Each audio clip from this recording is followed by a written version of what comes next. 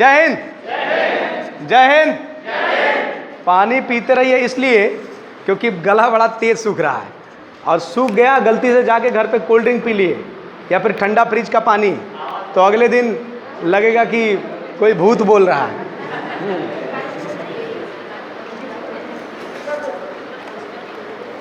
चलिए देखिए, पहले हम लोग नॉर्मल पढ़ेंगे, उसके बाद लिखेंगे, तो टेंशन ना लीजिएगा, आराम से पहले लिखिएगा मत, पहले पढ़ लेंगे। और कल का क्या है मैं आपको बता रहा हूं, टेस्ट नहीं होगा।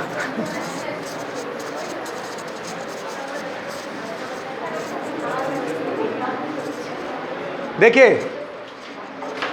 जहाँ तक हमारा जो सेंस कह रहा है कि कल टेस्ट आपके शायद नहीं होंगे। कल हमारी क्लास होगी सेकेंड टर्म में, तो 2 साल का पेपर नहीं, 1 साल का यूपीएससी का और 1 साल का पीसीएस का पेपर मैं लेके आऊँगा और उसको डिस्कस करूँगा, पॉलिटी के क्वेश्चन सिर्फ, ठीक है। और उसके बाद से जो भी आपकी कल प्रॉब्लम्स होंगी उनको आप पूछिएगा, तो आप बढ़िया से रिवाइज करके आइएगा जितना हमने पढ़ा है। और हो सके जो पढ़ा हो आपको शायद न समझ में आया हो, क्लिक नहीं किया हो, तो वो भी आप कल पूछ लीजिएगा। कल खुली छूट है पूरा, ठीक है। तो कल आपका यही यानी मॉक एंड डिस्कशन रहने वाला है, और 2 साल का क्वेश्चन पेपर, ताकि आपको आइडिया लगे कि क्वेश्चंस आते कैसे हैं, ठीक है ना। ये नहीं कि बस हवा में सब चलते रहे, क्वेश्चन भी आपको आने चाहिए, ठीक है। आप अपने स्तर से क्वेश्चन को सॉल्व करते रहिए अगर आपके पास पेपर है तो, ठीक है। चलिए, हम लोगों ने कल मेरे हिसाब से यूपीएससी देख लिया था और ट्रिब्यूनल्स को भी देख लिया था। अब उसके बाद का हमारा जो टॉपिक रहने वाला है वो इलेक्शन कमीशन के बारे में रहने वाला है, लैंग्वेज के बारे में, और एक छोटा सा टॉपिक हमारा छूटा है यूनियन टेरिटरी के बारे में। तो आज कोशिश होगी कि यूनियन टेरिटरी, लैंग्वेज और यूनियन टेरिटरी, और उसके साथ साथ हमारा जो इलेक्शन कमीशन है वो, और एक और छोटा सा टॉपिक है special provision for SC ST and weaker section. तो ये 4 चीज़ें हम लोग क्लियर करके कोशिश करेंगे।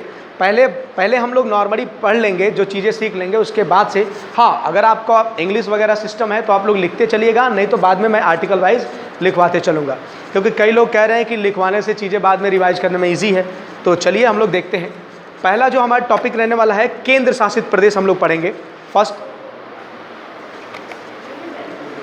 हाँ, यूनियन टेरिटरी। तो देखिए, आर्टिकल 239 से लेकर 242 तक, और पार्ट जो रहने वाला है हमारा, पार्ट रहने वाला हमारा कौन सा, 8, डील करेगा केंद्र शासित प्रदेश के बारे में।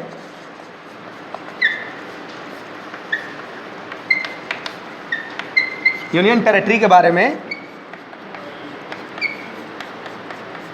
केंद्र शासित प्रदेश। छोटा सा टॉपिक है तो ज़्यादा टाइम लगेगा नहीं।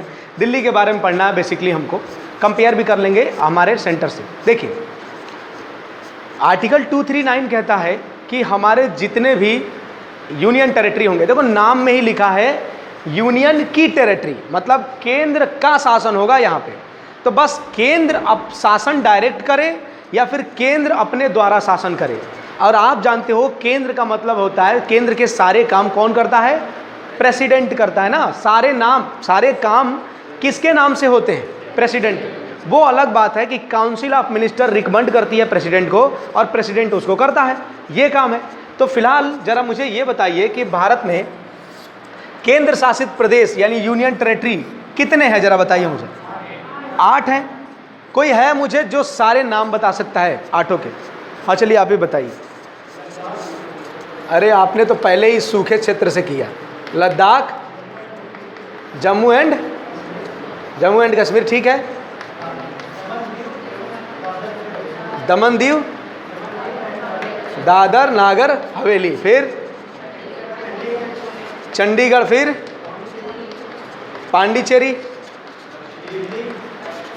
पांडिचेरी, दिल्ली, हाँ, लक्षद्वीप और अंडमान निकोबार। अच्छा, अब मुझे कोई है जो इसको मैप के रूप में बता दे। जैसे मेन तो लीडर यही काम होगा ना, ऐसे तो हवाबाजी में हम भी बता दें कि अमेरिका में 50 स्टेट हैं, हाँ, ये रही हमारी भारत, ठीक है। अरे 10 सेकंड में भारत ऐसे ही बनता है। तो जरा मुझे बता दीजिए, यहां पर ये वाला क्या है और ये वाला क्या है? जम्मू। अच्छा, यहां पर छोटे छोटे 36 आइलैंड है, 36 लक्षद्वीप। यहां पर बहुत बढ़िया, यहां पर दिल्ली के पास एक तो चंडीगढ़ हो जाएगा और एक हमारा दिल्ली हो गया, ठीक है। तो कितने हो गए? 6 हो गए। बचे कौन? 2। एक है पांडिचेरी और एक है दमन दीव दादर नागर हवेली। कहाँ है? यहां पर क्या है? यहां पर दमन दीव दादर नागर हवेली। और पांडिचेरी यहां पर। अच्छा, पांडिचेरी में कितने जिले हैं? 4। कौन कौन से? माहे, यनम, कराईकल और पुदुचेरी। माहे कहाँ है प्रभु? केरल में है। और यनम आंध्र प्रदेश। और कराईकल और पुदुचेरी या पांडिचेरी तमिलनाडु। देखो बहुत आसान है, केरल, तमिलनाडु और आंध्र में सबसे छोटा नाम किसका है? केरल का। तो माहे सबसे छोटा है, दोनों को अटैच कर दो। आ न ध्र य न म, ऐसे ही हम याद करते हैं, तो दोनों हो गए।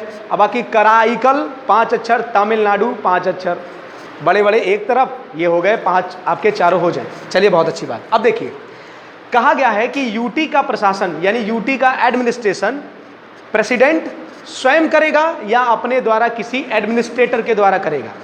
तो यूटी में प्रशासन 2 लोगों के द्वारा होता है।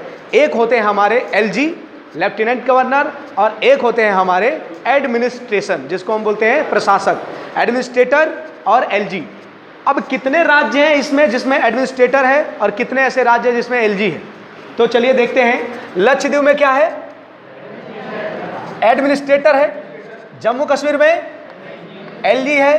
दमन दीव में एडमिनिस्ट्रेटर है। चंडीगढ़ में एडमिनिस्ट्रेटर है। पांडिचेरी में एलजी है। दिल्ली में, इसमें तो पूरी दुनिया जानती है एलजी है, दिल्ली में एलजी है। लक्षद्वीप में एडमिनिस्ट्रेटर है और अंडमान निकोबार में एलजी है। 4 जगह पर एलजी और 4 जगह पे क्या है? एडमिनिस्ट्रेटर। अब देखिए थोड़ा सा मतलब समझ लें हम लोग कि गवर्नर क्यों नहीं, एलजी क्यों और एडमिनिस्ट्रेटर क्यों। देखो, जो भी छोटे राज्य हैं जिनकी जनसंख्या कम है, एरिया कम है, उनको हमने एक एडमिनिस्ट्रेटर रख दिया, क्योंकि वहाँ पर ज़्यादा पॉपुलेशन है नहीं, इसलिए हमको ज़्यादा समस्या का प्रॉब्लम का फेस करना नहीं पड़ता है। इसलिए हम वहाँ पर कॉन्स्टिट्यूशनल ये सब चीज़ों को छोड़ के नॉर्मली हम लोग वहाँ पर प्रशासक कर देते हैं। एक आईएएस ऑफिसर रहता है, उसको हम वहाँ का एडमिनिस्ट्रेटर बना देते हैं, वो एडमिनिस्ट्रेटर वहाँ पर काम करके सारी चीज़ें देखता है। दूसरा जो एलजी है, एलजी क्या करता है? एलजी बेसिकली हमने क्यों रखा है स्टेट में? क्योंकि देखो, जब हमने सेंटर पढ़ा था तो मैंने पढ़ा था कि संघ की कार्यपालिका शक्ति किसके पास? संघ की यानी सेंटर की। Executive power of the union किस में होगा? प्रेसिडेंट में होगा। और executive power of the Indian state किसके पास होगा? गवर्नर। और जो हमारा एलजी है, और दिल्ली का रियल हेड कौन होता है? दिल्ली का तो रियल हेड या फिर किसी भी क्या बोलते हैं यूटी का रियल हेड तो प्रेसिडेंट होता है। और अगर हम वहाँ पर गवर्नर डाल दें तो फिर मज़ा कैसे आएगा भैया? क्योंकि गवर्नर तो राज्य का हेड होता है, अब क्या बोलते हैं प्रेसिडेंट सेंटर का हेड होता है। और चूंकि यूटी में लिखा गया है कि यूटी में केंद्र का शासन होगा और प्रेसिडेंट ऑलरेडी, तो एक ऑलरेडी हेड प्रेसिडेंट हो जाएगा और नीचे हम गवर्नर रख देंगे तो दोनों ही हेड हो जाएंगे। इसीलिए हमने गवर्नर को यूटी में नहीं रखा, हमने क्या रखा? एलजी, ताकि एलजी एज ए प्रेसिडेंट के रूप में वहाँ पर काम देखेगा और सारे काम दिखा के प्रेसिडेंट को भेजेगा और प्रेसिडेंट उसको डील करेंगे। तो इसलिए ध्यान रखिएगा, जो हमारा यूटी है, यूनियन टेरिटरी है, वहाँ का असली पावर प्रेसिडेंट के पास होता है। प्रेसिडेंट चाहे तो एलजी के द्वारा या फिर एडमिनिस्ट्रेटर के द्वारा वहाँ का शासन देख सकता है। अब देखिए हमारे यहाँ कितने राज्यों में एलजी हैं, कितने में एडमिनिस्ट्रेटर है, ये हमने देख लिया। 4 में एडमिनिस्ट्रेटर और 4 में एलजी की बात की गई, ठीक है। अब देखिए इसी आगे के आर्टिकल्स में कहा गया है कि देखिए अगर पार्लियामेंट चाहे तो किसी भी यूनियन टेरिटरी में लेजिस्लेटिव असेंबली बना सकती है, ये कहा गया। अगर पार्लियामेंट चाहे तो किसी भी यूनियन टेरिटरी में हम यूनियन क्या बोलते हैं लेजिस्लेटिव असेंबली बना सकते हैं। तो अब इसी को देखते हुए फिलहाल भारत में अब तक दो था, एक पांडिचेरी और एक दिल्ली, जहां पर लेजिस्लेटिव असेंबली था, मतलब खुद की विधानसभा जहां वो कानून बनाते थे। लेकिन अभी हाल ही में जम्मू कश्मीर को स्टेट से यूटी कर दिया है, तो जम्मू कश्मीर का भी अब एक लेजिस्लेटिव असेंबली है, लेकिन अभी वहाँ पर काम नहीं चल रहा है, फंक्शन में नहीं है, जब इलेक्शन होगा तो हो जाएगा। फिलहाल 3 स्टेट हैं जहाँ पर लेजिस्लेटिव असेंबली है, जिसका हम नाम अगर लेना चाहें तो हमारा दिल्ली है, फिर हमारा पांडिचेरी है और हमारा जम्मू कश्मीर है। आर्टिकल 239A में बात की जाती है पांडिचेरी के बारे में। तो पांडिचेरी आप जानते हैं कि एक विधानसभा है उसके पास, और उसमें 30+3 सीटें हैं, मतलब 33 सीटें हैं वहाँ पर।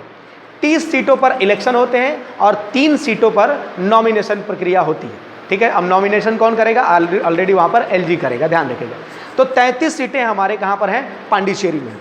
इसी प्रकार हमारे दिल्ली की बात की जाए तो दिल्ली के लिए स्पेशल प्रोविज़न हम लोग किए हैं आर्टिकल 239AA के बारे में, और इस आर्टिकल 239AA में दिल्ली के बारे में स्पेशल प्रोविज़न की बात की गई है, और हमको दिल्ली ही पढ़ना है अच्छे तरीके से। तो चलिए दिल्ली को हम लोग देखते हैं। अब देखिए,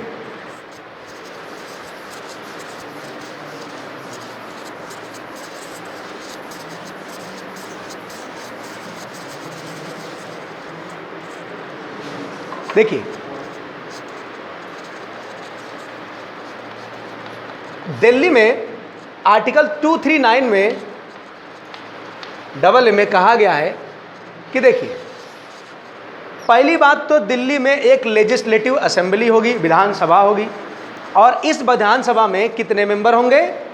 70 मेंबर होंगे, ये ध्यान रखिएगा। और इन 70 मेंबर में इन्होंने बोला कि मंत्री परिषद कैसे होगी, यानी इनमें मंत्री कितने होंगे, यानी मिनिस्टर्स कितने होंगे। तो कहा गया है कि जो इसकी विधानसभा होगी उसके 10%, मतलब मंत्रियों की संख्या कितनी होगी? 1+6, यानी एक हमारा सीएम होगा और बाकी हमारे क्या होंगे? मंत्री होंगे, अदर मंत्री। अब देखिए, यूनियन टेरिटरी के सीएम को अपॉइंट कौन करता है, नियुक्ति कौन करती है? तो आपको ध्यान रखना है प्रेसिडेंट, बहुत अच्छे तरीके से ध्यान रखिएगा। Executive power of the president में जब आप पढ़ोगे तो ये भी उसका एक पावर है कि जितने भी यूटी हैं वहाँ के प्रशासक और सीएम की नियुक्ति कौन करता है? हमारा राष्ट्रपति करता है। एलजी की भी नियुक्ति कौन करता है? हमारा राष्ट्रपति ही करता है, ये ध्यान रखिएगा। अब देखिए, अब आपने शेड्यूल एक पढ़ा होगा, मैं आपसे पूछूंगा, उस शेड्यूल्स में सेपरेशन ऑफ द पावर दिया गया है। सेपरेशन ऑफ द पावर, कोई मुझे बता दे कि किस में लिखा गया है सेपरेशन ऑफ द पावर? कौन सी अनुसूची है जिसमें पावर डिस्ट्रीब्यूशन किया गया है पावर्स का? कोई बताएगा? महिला, तुम बता चुके हो, लेकिन फिर भी देखो यहाँ पर आवाज़ नहीं आई होगी। बता दो मुन्ना, कौन सी अनुसूची है? 7 पक्का कि 6वीं? सोच लो, सोच लिया? 7 गलती कर दिया इन्होंने, मान रहे ना आप लोग? इन्होंने 6 कर दिया, अभी भी मौका है, बदल लो। कितने? 6 की 7? 7, बहुत बढ़िया। कितनी, कौन सी अनुसूची में है? 7 में। डिगे रहो, जो हम है वही हम ही हैं, ये ध्यान रखिए, ठीक है। तो इस 7 शेड्यूल में पावर को डिस्ट्रीब्यूट किया गया कितने पार्ट में? 5 भागों में ना? हाँ, 3 पार्ट में। कौन कौन सा? एक सेंटर लिस्ट, दूसरा स्टेट लिस्ट, और तीसरा कॉन्करेंट लिस्ट, ठीक है ना? ये ध्यान रखिए, 3 लिस्ट है, केंद्र सूची, राज्य सूची, समवर्ती सूची। Centre list, state list, concurrent list. ये बताओ, सेंटर लिस्ट पे कानून कौन बनाता है? सेंटर बनाता है। और फिलहाल सेंटर लिस्ट में सब्जेक्ट कितने हैं फिलहाल? हाँ, 97 है बच्चा। पहले 97 थे, अब कितने हैं? तो अब की बात करें ना, क्या है पिछले बात करें। अभी कितने हैं सेंटर लिस्ट में? 100। स्टेट लिस्ट में 67 कि 61? 61। पहले 66 था, अब आपको पहले का याद है, प्रेजेंट का। और किसमें क्या नाम है? कॉन्करेंट में कितना है कि 52? 52, ठीक है ना, ये ध्यान रखिएगा। तो अभी फिलहाल ये लिस्ट है। तो अब देखिए, जैसे केंद्र सूची पर केंद्र नियम बनाएगा, राज्य पे राज्य और कॉन्टेंट पे दोनों, और एक और होता है रेजिडुअल पावर। कोई बताएगा क्या होता है? अवशिष्ट शक्तियां। हाँ, जो इन तीनों में नहीं है। जैसे जब हमारा संविधान बना था तो क्या कम्युनिकेशन पावर था? नहीं था, नहीं था। स्पेस था क्या? नहीं था।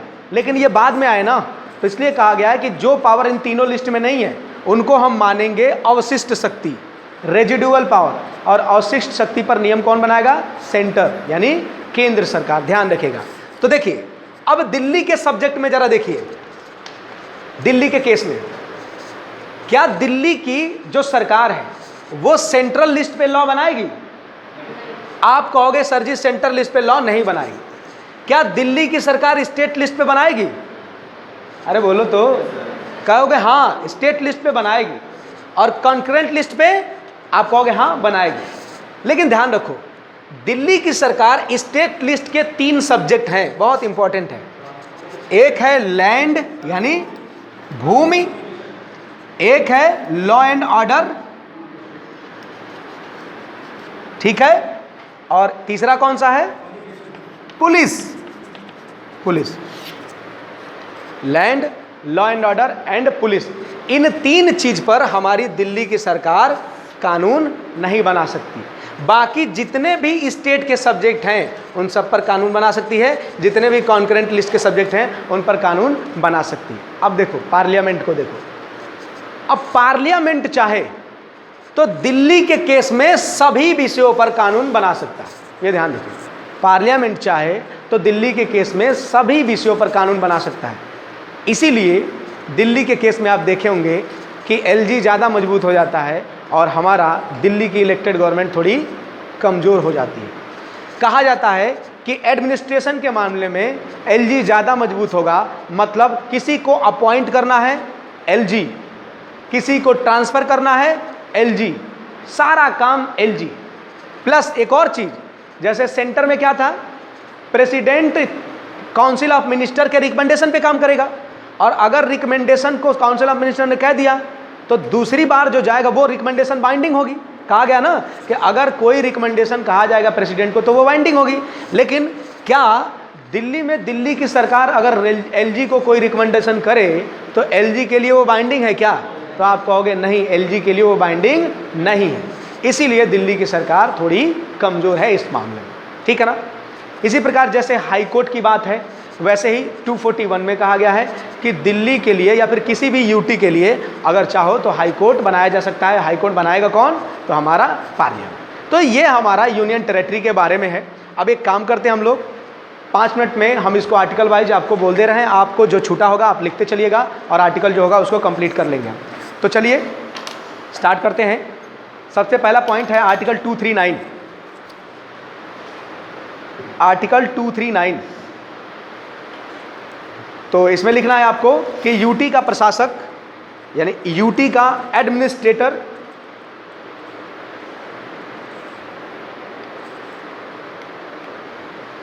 राष्ट्रपति द्वारा किया जाएगा। यूटी का प्रशासन एडमिनिस्ट्रेशन राष्ट्रपति द्वारा किया जाएगा, ठीक है। लिखेंगे राष्ट्रपति इसके लिए, किसके लिए? यूटी के लिए। राष्ट्रपति यूटी के लिए प्रशासक की नियुक्ति करेगा, एडमिनिस्ट्रेटर की अपॉइंटमेंट करेगा, ठीक है। और जो भी एडमिनिस्ट्रेटर होगा वो स्वतंत्र काम करेगा, किसी के रिकमेंडेशन पे काम नहीं करेगा, अपने विवेक से काम करेगा, ये ध्यान रखिएगा। वही मंत्रिपरिषद की जो सलाह होगी वो बाइंडिंग नहीं होगी, इसका मतलब यही है।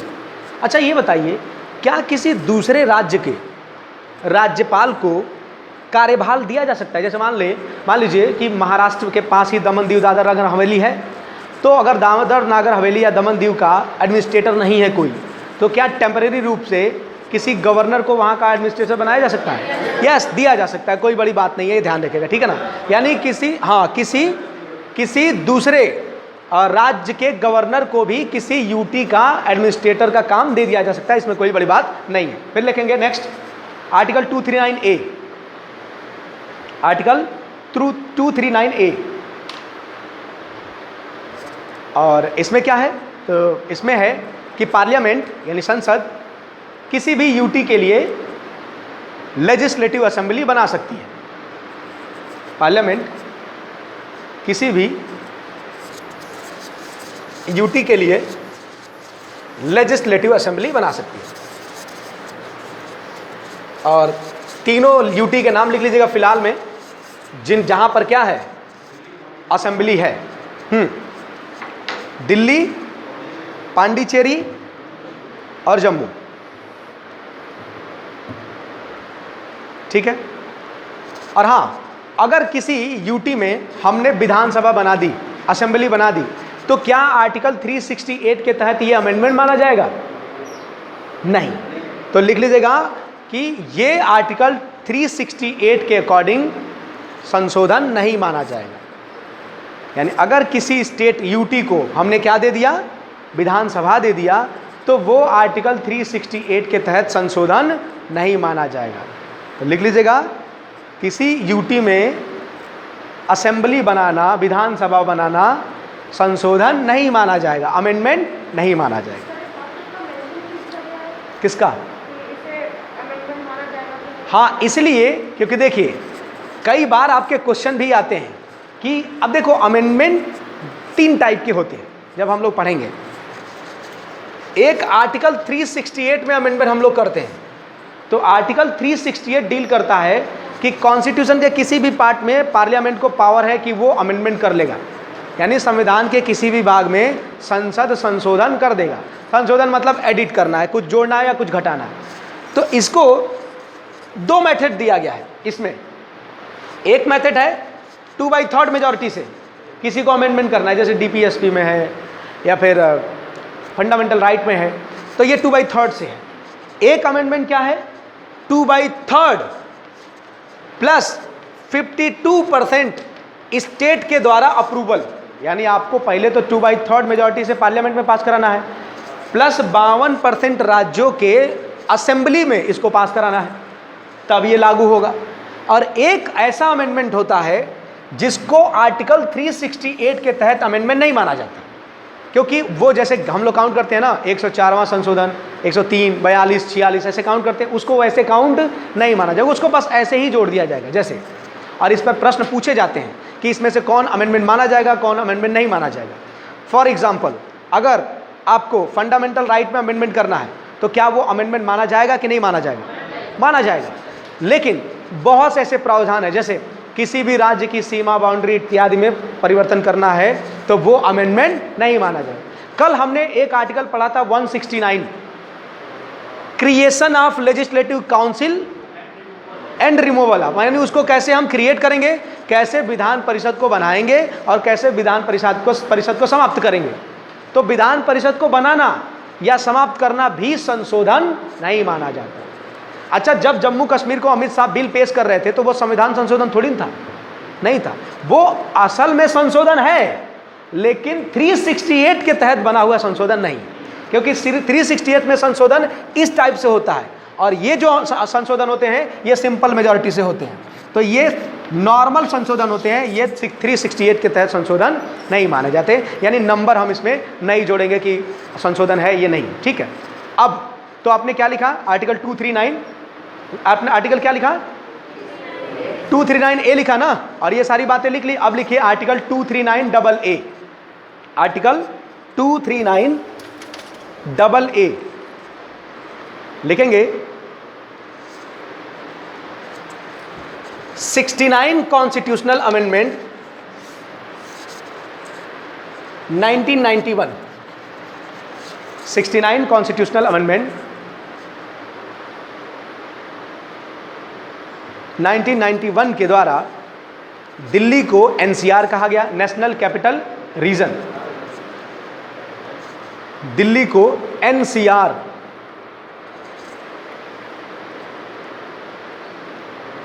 नेशनल कैपिटल रीजन कहा गया। इसमें एक विधानसभा होगी, एक असेंबली होगी, लेजिस्लेटिव असेंबली होगी, जिसमें 70 सदस्य होंगे।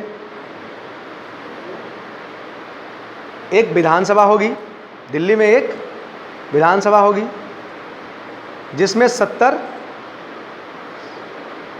मेंबर होंगे, सदस्य होंगे। मंत्रियों की संख्या 10% होगी, 1+6। मुख्यमंत्री को जोड़कर 10% की मुख्यमंत्री को हटाकर जोड़कर, यस 10% होगी, तो 1+6 लिख लीजिएगा। सीएम की नियुक्ति प्रेसिडेंट करेगा, सीएम को अपॉइंट प्रेसिडेंट करेगा।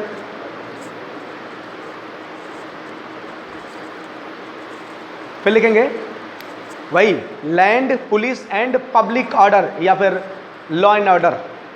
Land, police and law and order, यानी भूमि, पुलिस और लोक व्यवस्था। भूमि, पुलिस, लोक व्यवस्था को छोड़कर स्टेट लिस्ट और यानी राज्य सूची और समवर्ती सूची यानी कॉन्करेंट लिस्ट। स्टेट लिस्ट और समवर्ती सूची, कॉन्करेंट लिस्ट के सभी विषयों पर, के सभी सब्जेक्ट पर दिल्ली की सरकार कानून बना सकती है। दिल्ली की सरकार कानून बना सकती है, ठीक है। अब पार्लियामेंट दिल्ली के हाँ, पुलिस, भूमि और लोक व्यवस्था यानी लैंड, पुलिस और लॉ एंड ऑर्डर को छोड़कर स्टेट लिस्ट यानी राज्य सूची और समवर्ती सूची, कॉन्करेंट लिस्ट के सभी विषयों पर दिल्ली की सरकार कानून बना सकती है। और पार्लियामेंट दिल्ली के सब्जेक्ट पर, किसी भी सब्जेक्ट पर, चाहे सेंटर, स्टेट या कॉन्करेंट, किसी भी लिस्ट पर, सब्जेक्ट पर कानून बना सकती है। तो लिख लीजिएगा, पार्लियामेंट, संसद दिल्ली के केस में किसी भी लिस्ट में कानून बना सकती है। स्टेटमेंट के लिए तैयार रहिएगा आप लोग। फिर ऑर्डिनेंस बाय एलजी यानी एलजी के द्वारा अध्यादेश, ये बात हो चुकी है अध्यादेश के बारे में, आप सभी जानते हो। LG by ordinance by LG, ये आर्टिकल है 239B में, आर्टिकल 239B। तो कोई मुझे बताएगा कि ऑर्डिनेंस क्या होता है, उसकी मैक्सिमम वैलिडिटी कितनी होगी? 6 महीने सत्यता। अच्छा ये बताइए, किसी एक साल में कितने सेशन हो सकते हैं पार्लियामेंट के? मैक्सिमम 3, मैक्सिमम, हाँ मैक्सिमम सेशन कितने हो सकते हैं एक साल में? 3, बजट, मानसून और विंटर। और मिनिमम कितने होंगे?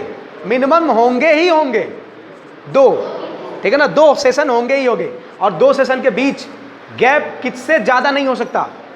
6 मंथ से ज़्यादा नहीं हो सकता। अच्छा, ऑर्डिनेंस बाय प्रेसिडेंट, आर्टिकल 123 और ऑर्डिनेंस बाय गवर्नर 213 और ऑर्डिनेंस बाय एलजी 239B। फिर लिखे आर्टिकल 241, आर्टिकल 241, सॉरी हाँ 241, आर्टिकल 241। और ये क्या है? हाई कोर्ट फॉर यूटी, मतलब यूटी के लिए हाई कोर्ट। अरे जैसे केंद्र के लिए हमारा सुप्रीम कोर्ट है, राज्यों के लिए हाई कोर्ट है, तो यूटी के लिए भी क्या होना चाहिए? हाई कोर्ट होना चाहिए ना। तो फिलहाल कितने यूटी हैं जिनके पास अभी अपना खुद का हाई कोर्ट है? 2। कौन कौन से? दिल्ली और जम्मू, सिर्फ दिल्ली और जम्मू, ठीक है ना, ध्यान रखिएगा। इससे पहले इकलौता दिल्ली था, लेकिन अब कौन सा हो गया है? जम्मू। पांडिचेरी का, हाँ कोई बताएगा? अभी हाई कोर्ट हमने 2 दिन पहले पढ़ा था, मद्रास मतलब चेन्नई के पास है, ध्यान देगा, उसी में है वो, ठीक है। तो लिख लीजिएगा। अच्छा एक और चीज़, अगर किसी यूटी के लिए हाई कोर्ट बनाना है तो कौन बनाएगा? कौन? पार्लियामेंट। तो लिख लीजिएगा, फिलहाल 2 राज्यों में हाई कोर्ट है, 2 यूटी में हाई कोर्ट है।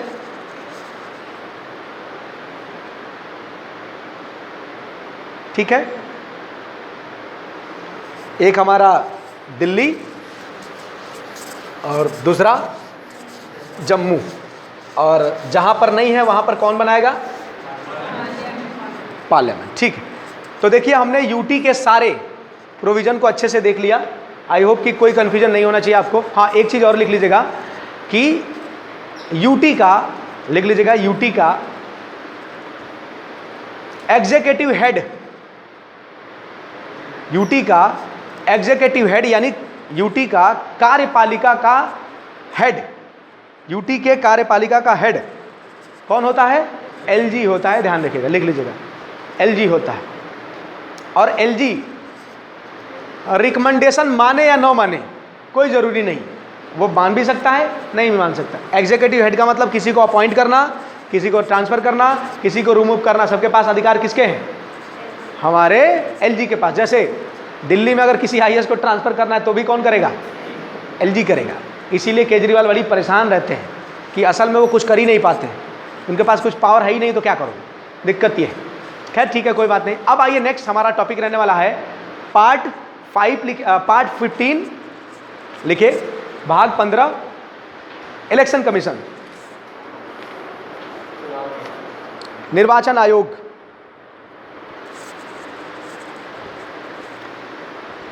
पार्ट 15 निर्वाचन आयोग इलेक्शन कमीशन, ठीक है ना?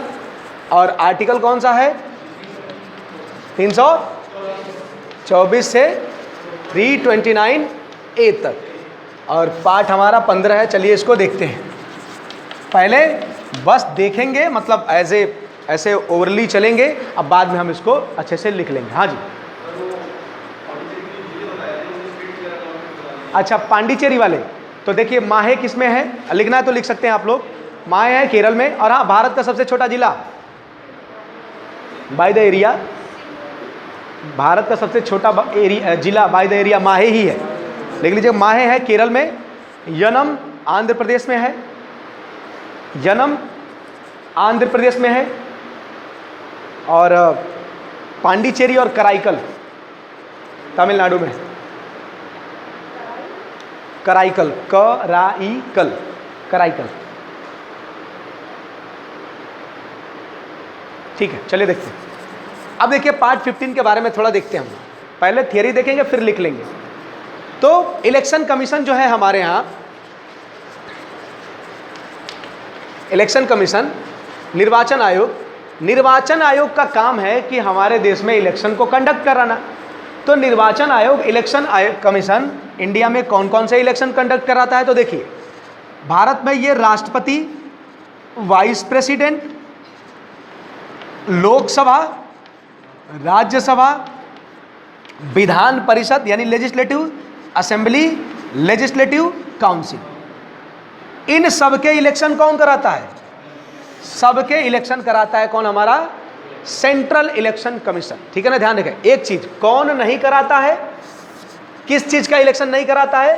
तो पंचायत, यानी जो पंचायत के इलेक्शन है, जैसे आपके यहाँ प्रधानी के चुनाव होने वाले हैं, क्या वो इलेक्शन सेंट्रल इलेक्शन कमीशन कराएगा? नहीं।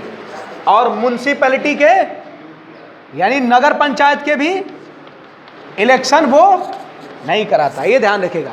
तो ये स्टेटमेंट घुमा दे कि सभी प्रकार के पंचायत, भारत में सभी पंचायत सभी प्रकार के क्या बोलते हैं इलेक्शन कमीशन कराता है। तो स्टेटमेंट क्या हो जाएगा? दो नहीं कराता है। कौन कौन सा? ग्राम पंचायत और नगर पंचायत। बाकी राष्ट्रपति का चुनाव, उपराष्ट्रपति का चुनाव, लोकसभा का, राज्यसभा का, लेजिस्लेटिव असेंबली का यानी विधानसभा, विधान परिषद के चुनाव कौन कराता है? हमारा इलेक्शन कमीशन। अब देखिए 1989 से पहले हमारी election commission single body commission थी, यानी इसमें क्या था? सिर्फ एक ही इलेक्शन कमिश्नर होता था। लेकिन 1989 में ये इलेक्शन कमीशन हमारी क्या हो गई? 1+2 हो गई। फिर बाद में चल के 1990 में फिर 1 हो गई, और फिर में चल के 1993 में 1+2 हो गई, और ये अब तक टिल नाउ चल रही है।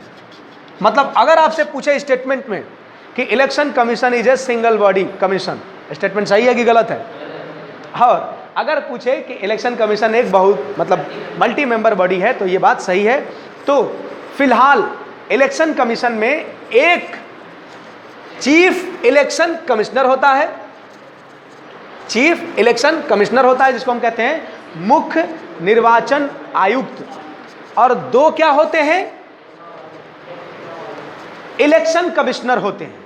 एक होता है मुख्य निर्वाचन आयुक्त और दो होते हैं निर्वाचन आयुक्त। आगे मुख्य नहीं लिखा होता है, बहुत ध्यान रखो। देखो पावर से लेके लगभग हर चीज़ समान होता है, इवन सैलरी भी समान होती है, सब समान होता है, बस वो थोड़ा हेड होता है, ये ध्यान रखिए। अब देखिए, अब अगर इनको रिमूव करने की बात करें, इलेक्शन कमिश्नर को रिमूव करने के, तो ध्यान रखिएगा चीफ इलेक्शन कमिश्नर को, चीफ इलेक्शन कमिश्नर को जैसे हम हटाते हैं मुख्य न्यायाधीश को, वैसे ही किसको हटाएंगे? इसको हटाएंगे, ठीक है ना। जैसे मुख्य न्यायाधीश को हटाते हैं वैसे इसको हटाएंगे। लेकिन इन दोनों को हटाने के लिए, इन दोनों को हटाने के लिए ज़्यादा पापड़ नहीं बेलना पड़ता है। ये election commissioner, chief election commissioner अगर इन दोनों को हटाने की रिकमेंडेशन प्रेसिडेंट को करे तो प्रेसिडेंट उसको हटा सकता है, ऐसे ही। लेकिन इसकी रिकमेंडेशन प्रेसिडेंट के लिए बाइंडिंग नहीं है। प्रेसिडेंट चाहे तो करे, प्रेसिडेंट चाहे तो ना करे, ये ध्यान रखें। मतलब removal process of chief election commissioner same as मुख्य न्यायाधीश, ठीक है ना। और अदर इलेक्शन कमीशन को कैसे हटाया जाता है? तो मुख्य निर्वाचन आयुक्त के यानी चीफ इलेक्शन कमिश्नर के रिकमेंडेशन पे बाय द प्रेसिडेंट, राष्ट्रपति के द्वारा। क्या राष्ट्रपति इनकी रिकमेंडेशन मानने के लिए बाइंडिंग है? तो आप कहोगे नहीं, बाइंडिंग नहीं है। तो इलेक्शन चीफ इलेक्शन कमिश्नर को हटाने का प्रोसेस अलग है और इनको हटाने का प्रोसेस अलग, ध्यान रखिए। अब देखिए, अब ये जो 2 मेंबर या मतलब एकल निकाय या बहुदलीय निकाय हो रही है, यानी सिंगल बॉडी या फिर मल्टी बॉडी जो बन रही है, इसके पीछे का रीजन क्या है? तो चलिए एक थोड़ा आर्टिकल देखते हैं। ये सब बात मान लो एक तरफ से आर्टिकल 324 में, अभी आर्टिकल लिखेंगे तो टेंशन ना लो। आर्टिकल एक था, ठीक था का है भी आर्टिकल 326, और जो डील करता है अडल्ट फ्रेंचाइजी के बारे में, यूनिवर्सल अडल्ट फ्रेंचाइजी, जिसको हम कहते हैं वयस्क मताधिकार, ठीक है ना। तो देखो वयस्क मताधिकार का मतलब क्या होता है कि जब किसी देश में कोई एक सर्टेन एज, अब वो एज कैसी होगी जिसको वो देश वयस्क माने। जैसे अगर वो देश मानता है कि 10 साल में ही व्यक्ति वयस्क हो गया, अडल्ट हो गया, तो वो उसको राइट दे दे। मतलब हमारे देश में कोई भी व्यक्ति होगा, गोरा, काला, रेड, ग्रीन, ब्लू, कुछ हो, लड़कियां तो चाहती हैं पिंक भी हो, कुछ ऐसा कुछ साइंटिस्ट काम करेंगे तो कुछ ज़माने में ऐसा कुछ होगा। तो देखिए, मतलब कोई रंग हो, कोई जाति हो, कोई धर्म हो, कोई भी व्यक्ति हो, जैसे ही एक सर्टेन एडल्ट्री के एज पर व्यक्ति पहुंचा, अपने आप उसको मिल जाएगा क्या? हमारा वोटिंग राइट। इसीलिए हम इसको कहते हैं यूनिवर्सल, मतलब सबके लिए। तो हमारे यहाँ एज कितनी है वोट देने की? 18। लेकिन पहले कितनी थी? कितनी थी? 21। तो 21 जो एज थी उसको एक कॉन्स्टिट्यूशनल अमेंडमेंट के द्वारा 18 किया गया, और वो अमेंडमेंट कौन सा था? 61। ईयर क्या था? 1989। तो अब आपको कुछ रीजनिंग समझ में आई? ये कुछ समझ में आया? नहीं समझ में आया? अरे भाई, जब एज हम घटाएंगे तो नए वोटर्स आएंगे। अब वोटर लिस्ट को तैयार करने का काम किसके पास है? इसी के पास है ना। तो जब नए आएंगे तो एक आदमी से हो पाएगा क्या? इसीलिए बढ़ा दिया गया, और जैसे ही इलेक्शन हो गए फिर घटा दिया गया, अब फिर बाद में चल के बढ़ा दिया गया, क्योंकि अब जनसंख्या बढ़ गई थी ना। इसीलिए पहले सिंगल बॉडी, फिर बाद में मल्टी बॉडी, अब फिर सिंगल बॉडी, फिर मल्टी बॉडी, ध्यान रखिएगा। तो ये हमारा केस। उसके बाद आर्टिकल 325 में कहा गया है कि किसी भी व्यक्ति को जाति, धर्म, लिंग या किसी के आधार पर, यानी कास्ट के आधार पर, किसी भी ग्राउंड पर वोटिंग देने से डिस्क्रिमिनेट नहीं किया जाएगा, ये कहा गया। अगर कोई पागल है, मतलब अनसाउंड माइंड है, पागल का मतलब होता है कि राइट डिसीजन न ले पाना, यही मतलब होता है पागल। अगर आप सब कुछ ठीक हो और राइट डिसीजन नहीं ले पा रहे हो, तब भी आप एक तरफ के पागल ही हो। तो मतलब इसका मतलब ये नहीं कि कोई डिसीजन न लेना भी पागल हो जाएगा। कुल मिला जुला के अनसाउंड माइंड का मतलब ये है कि जो रीजनेबल एक नॉर्मल इंसान किसी कंडीशन में जो डिसीजन लेता आप वो नहीं ले पा रहे हो, तो मतलब है कि आप में कुछ तो वीकनेस है, या फिर आपको जेल हो गया, या फिर कोई अपराध आपने कुछ किया है। तो जिस आधार पर, या फिर आप बैंक करप्ट हो गए, तो अगर आपकी वोटिंग पावर को रिवोक कर दिया जाए, हटा दिया जाए, तो ये हटाने की पावर किसके पास है? पार्लियामेंट के पास। पार्लियामेंट बाय द लॉ, अगर आप चाहो तो, अगर आप पागल हो या फिर बैंक करप्ट हो या फिर कोई ऐसा क्राइम किया है, हीनियस क्राइम किया है, तो इसके लिए पार्लियामेंट लॉ बनाकर आपके राइट टू वोट को क्या कर सकती है? रिवोक कर सकती है, ख़त्म कर सकती है। ये ध्यान रखिएगा। अब देखिए, राइट टू वोट हमारा कॉन्स्टिट्यूशनल राइट भी है और हमारा लीगल राइट भी है। तो पहले तो होगा लीगल राइट, इसलिए क्योंकि कॉन्स्टिट्यूशनल राइट सबको मिलेंगे ना, लेकिन आप अब तो ऐसे होगा, कॉन्स्टिट्यूशनल राइट बना दिए, तब तो भाई 1 साल का बच्चा पैदा हुआ, कहा तुरंत लाओ मैं वोट दूंगा, कमल छाप। मोदी जी बहुत फेवरेट है मेरे। अब मैं जब पेट में था तो मम्मी मुझको मोदी जी का भाषण सुनाती थी, इसलिए मैं आते ही पहले मोदी जी को वोट दूंगा, तो इसलिए नहीं मिलेगा ना। तो इसलिए एक लीगल प्रोसेस के अनुसार, और लीगल प्रोसेस क्या है? आपकी एज कितनी होनी चाहिए? 18+, तभी आपको मिलेगा। तो ध्यान रखिएगा, पहला प्रेफरेंस, यूपीएससी में एक प्रश्न पूछ भी चुका है, लेकिन इसको हटा दिया गया क्वेश्चन, क्योंकि कई लोगों ने तर्क दिया कि ये तो कॉन्स्टिट्यूशनल राइट भी है, लीगल राइट भी, दोनों सही है। लेकिन ध्यान रखिएगा, first preference constitutional legal right, second constitutional right, ठीक है। तो ये थे हमारे डायमेंशन हमारे इलेक्शन कमीशन के। इसके साथ साथ ध्यान रखिएगा, वोटिंग लिस्ट तैयार करना, ये सारा काम किसके पास है? इसी के पास है। तो अगर आपके पास कोई प्रश्न है तो आप पूछ सकते हो, नहीं तो हम लोग इसको लिख लें, 2 मिनट लगेगा। चलिए लिखते हैं। तो पार्ट कौन सा था बच्चा? पार्ट 15, आर्टिकल 324 से लेकर 329 ए तक, और आर्टिकल पहले लिखेंगे 324, और इसमें लिखेंगे कि election commission Lok Sabha, Rajya Sabha, election commission Lok Sabha, Rajya Sabha, president, vice president, Vidhan Sabha, Vidhan Parishad के चुनाव कराता है। ठीक है। फिर लिखेंगे इलेक्शन कमीशन निर्वाचक नामावली, वोटिंग लिस्ट तैयार करता है। इलेक्शन कमीशन निर्वाचक नामावली, वोटिंग लिस्ट तैयार करता है। अपॉइंटेड बाय प्रेसिडेंट, अपॉइंट कौन करेगा? प्रेसिडेंट। सैलरी एंड अलायंस मतलब वेतन और भत्ते सुप्रीम कोर्ट के चीफ जस्टिस या फिर अदर जस्टिस, हाँ, सुप्रीम कोर्ट के अन्य न्यायाधीश के समान, यानी कितना?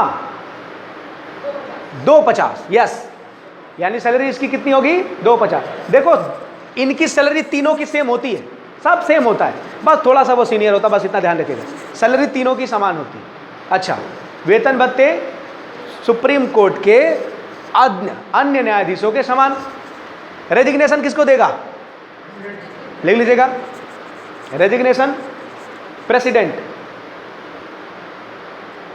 रिमूवल तो पहले लिखेगा रिमूवल ऑफ सीईसी मतलब chief election commission, removal of CEC.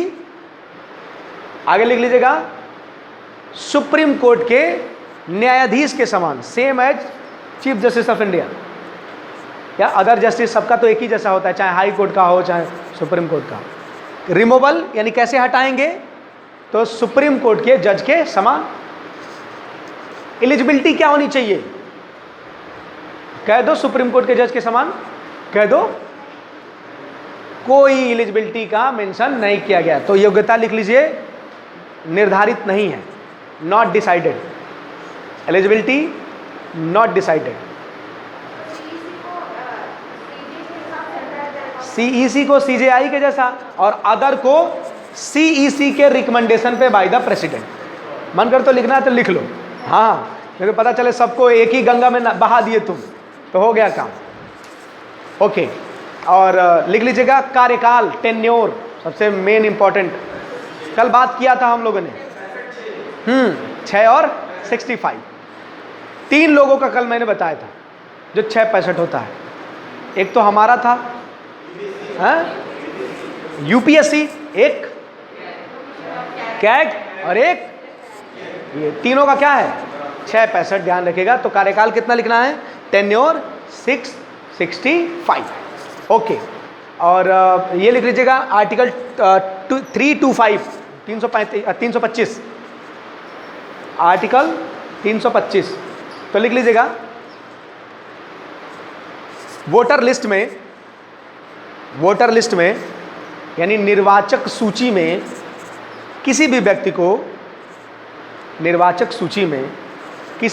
को वोटर लिस्ट में किसी भी पर्सन को रिलीजन यानी धर्म, जात यानी कास्ट, रंग यानी कलर, लिंग यानी सेक्स इत्यादि के आधार पर विभेद नहीं किया जाएगा, डिस्क्रिमिनेट नहीं किया जाएगा। यानी ऐसा नहीं कि आप हिंदू हो तो वोटर लिस्ट में नाम होगा, मुस्लिम हो तो नहीं होगा, ऐसा नहीं है, सबको होगा। ऐसा नहीं कि आप पिंक कलर के हो तो आपको वोटर लिस्ट में नाम होगा, अगर आप ब्लैक हो तो आपको नहीं होगा, सबको होगा। ठीक है ना, ध्यान रखिएगा समान रूप से। फिर नेक्स्ट आर्टिकल 326 वयस्क मताधिकार, यूनिवर्सल एडल्ट फ्रेंचाइजी, वयस्क मताधिकार, यूनिवर्सल एडल्ट फ्रेंचाइजी। तो लिख लेंगे। अच्छा, इस पर लॉ कौन बनाएगा? अगर वोटिंग से रिलेटेड कोई लॉ बनाना है तो कौन बनाएगा? पार्लियामेंट। तो लिख लीजिएगा इस पर नियम पार्लियामेंट बनाएगा। तो पार्लियामेंट ने नियम बनाया है कि कितने साल का उम्र का बच्चा वोट देगा। तो लिख लीजिएगा भारत में वोट देने की न्यूनतम एज 18 वर्ष है।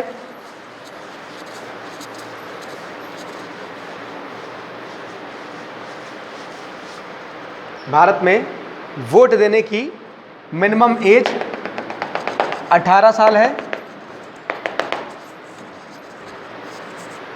और वो अमेंडमेंट लिख लीजिएगा कौन सा, वहीं पर नीचे लिख लीजिएगा 61 संविधान संशोधन, कॉन्स्टिट्यूशनल अमेंडमेंट 1989 के द्वारा। हाँ, देखो क्या होता है, दिक्कत क्या होता है, ऐसा बहुत लोगों के साथ समस्या है। समस्या ये है कि जब बिल आता है तो ईयर कुछ और होता है, लेकिन बिल जब इम्प्लीमेंट होता है तो ईयर कुछ और होता है। जैसे इसी साल पीसीएस में आया था कि भारत के कॉन्स्टिट्यूशन में 3rd पिलर डेमोक्रेसी का कब जोड़ा गया। मतलब एक तो हमारा सेंटर था, दूसरा स्टेट था, तीसरा पंचायत। अब उसमें ऑप्शन तीनों 1992, 93, 94, 95। अब आप क्या करोगे हैं? तो बिल तो आया था 92 में, लेकिन लागू हुआ था कब? 24 अप्रैल 1993, और इसी दिन इंप्लीमेंट हुआ था। तो हम मानते क्या है? ये। और आयोग ने भी क्या माना? ये। समझे बच्चा? इसी प्रकार हम कहते हैं ना 44 कॉन्स्टिट्यूशनल अमेंडमेंट 1978, एक्चुअल में वो तो आया था 77 में, आप देखिएगा बेयर एक्ट में तो सीधे लिखा है, लेकिन 8। इसी प्रकार ये भी। हाँ, मैक्स, बिल्कुल। अरे भैया, जब बिल आया पता नहीं वो लागू होगा भी कि नहीं होगा, पता चले वो बाद में चल के नल एंड वाइड हो जाए तो लिखते चलेंगे हम नहीं। इसीलिए ध्यान देगा जब लागू है तभी। ठीक है, चलें आगे। तो अब हमारा आगे क्या है, आपने लिख लिया ये सारी चीज़ें। तो आर्टिकल ये लिख लिया ना, संशोधन कौन सा था? 61 संविधान संशोधन 1989 के द्वारा वोट देने की उम्र को 21 से कितना कर दिया गया? 18 वर्ष कर दिया गया। फिर नेक्स्ट लिखिएगा पागल। नोट करके चलिएगा, नोट में 2 पॉइंट लिख लीजिएगा। नोट नंबर फर्स्ट, पागल यानी अनसाउंड माइंड, दिवालिया, बैंकरप्ट या कारावास, जेल। कारावास यानी जेल। पागल, दिवालिया और कारावास, अनसाउंड माइंड, बैंकरप्ट और जेल से संबंधित नियम कौन बनाएगा? पार्लियामेंट। सेंटर में पार्लियामेंट, स्टेट में स्टेट। जैसे एग्जांपल के तौर पे कोई विधायक अगर इतने साल जेल हो गया तो चुनाव लड़ेगा कि नहीं लड़ेगा, स्टेट में तय करेगा स्टेट, सेंटर में तय करेगा कौन? सेंटर।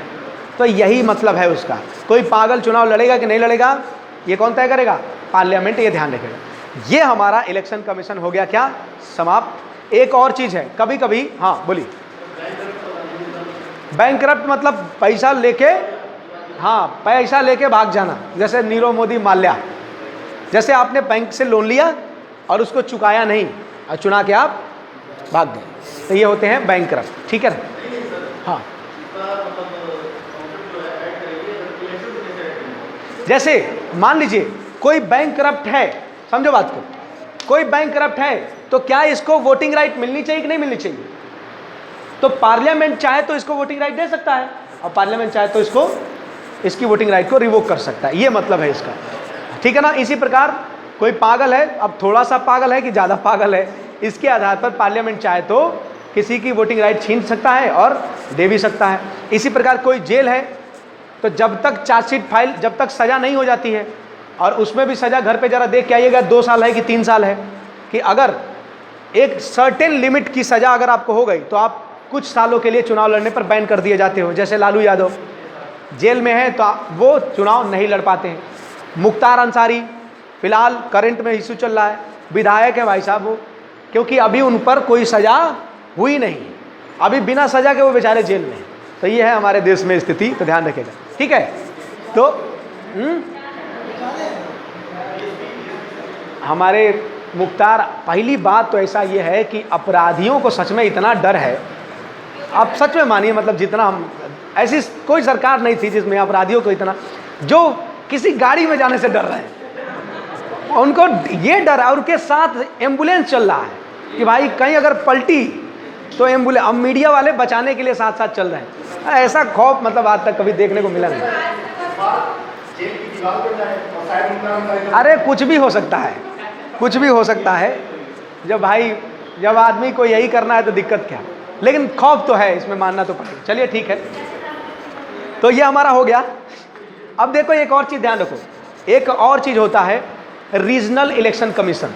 एक छोटी सी बात है जो छूट गया था। रीजनल इलेक्शन कमीशन जिसको बोलते हैं प्रादेशिक निर्वाचन आयुक्त। कहीं कहीं पर जब निर्वाचन का बोझ ज़्यादा बढ़ जाता है तो राष्ट्रपति उस रीजन में कौन किसको नियुक्त कर सकता है? Regional election commission. तो नोट में वही में बढ़ा लीजिए आगे कि राष्ट्रपति इलेक्शन कमीशन की सहायता के लिए रीजनल इलेक्शन कमिश्नर की नियुक्ति कर सकता है। राष्ट्रपति इलेक्शन कमीशन की सहायता के लिए रीजनल इलेक्शन कमीशन की REC की नियुक्ति कर सकता है। कौन करेगा? राष्ट्रपति। चलिए अब हमारा, हाँ किसी पर्टिकुलर एरिया के लिए, जैसे मान लो यूपी है, एरिया बड़ा है तो भैया करा दो। अब आइए नेक्स्ट हमारा है पार्ट 16। पार्ट 16 भाग 16।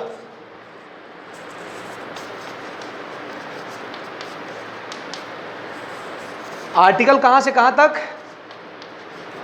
330 से 342। 330 से 342। और टाइटल क्या है? स्पेशल प्रोविजन फॉर,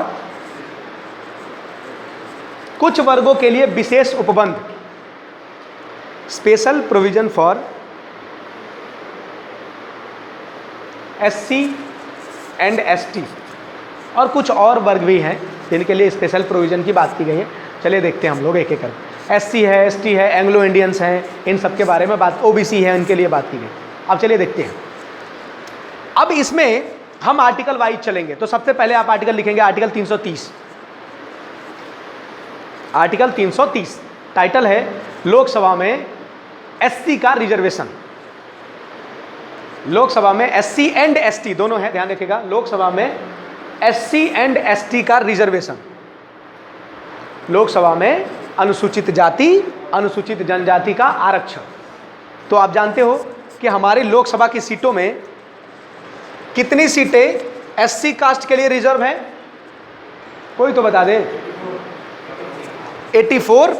और कितनी एसटी के लिए है? आगे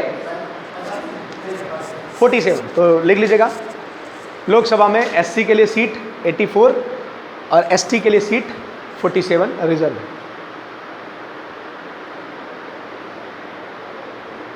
अब देखिए, जैसे शुरुआत में ये रिजर्वेशन 10 ईयर के लिए था, लेकिन बाद में चल के जैसे जैसे ये होता जाता है, संविधान में एक संशोधन होता है और संशोधन के बाद से 10 साल इसको बढ़ाया जाता है।